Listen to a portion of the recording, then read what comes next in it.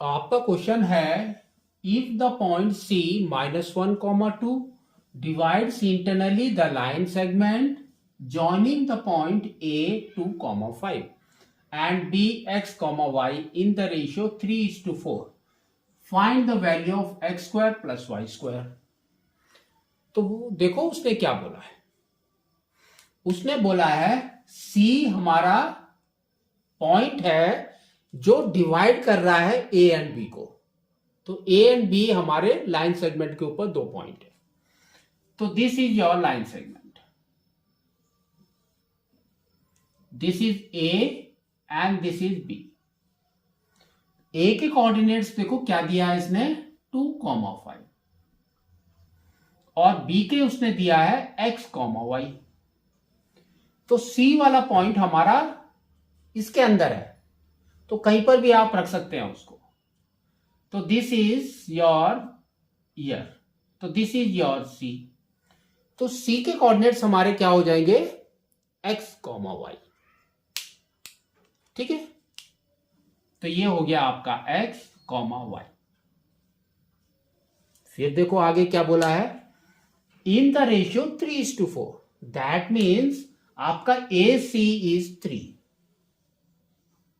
And C B is 4। ठीक है, तो अब हम लिखते हैं सेक्शन फॉर्मूला। वो आपका क्या होता है, x is equal to m x2 plus n x1 by m plus n।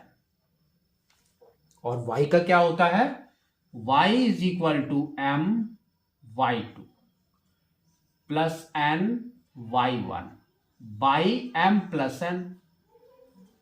ठीक है, तो अब सबसे पहले a वाले कोऑर्डिनेट्स को आपको लेना है x1, y1।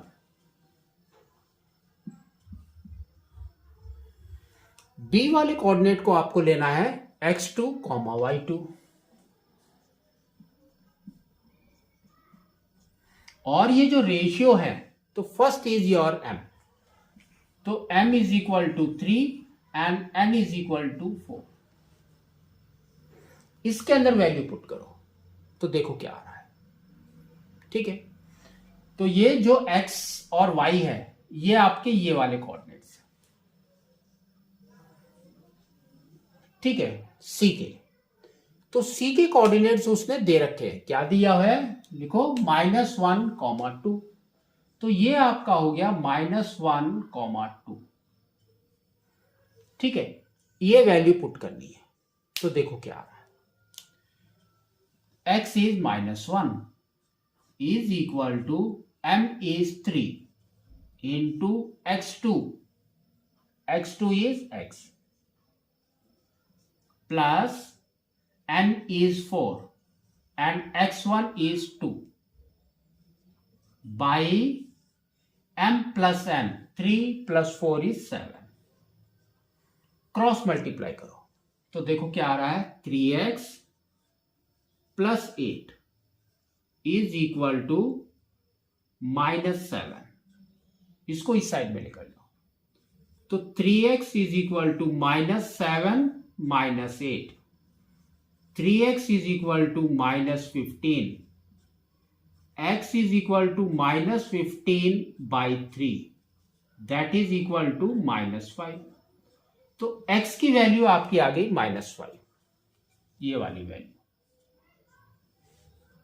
ठीक है, अब y की वैल्यू निकालते हैं तो सेम, तो देखो y आपका ये वाला 2 is equal to 3 into y2 is y plus n is 4, y1 is 5 by m plus n that is 7।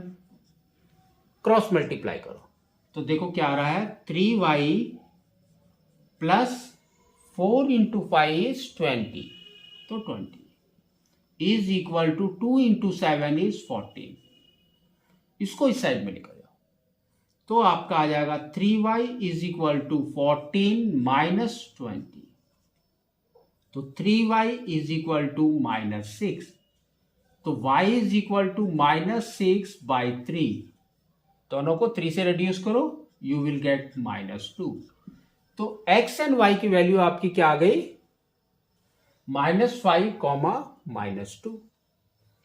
तो आपका b का है ना? तो हम यहां पर लिखेंगे x is equal to -5 and y is equal to -2। Next, अब देखो उसने क्या बोला है next, find the value of x² plus y²। तो इसकी वैल्यू निकालनी है। तो x² प्लस y²,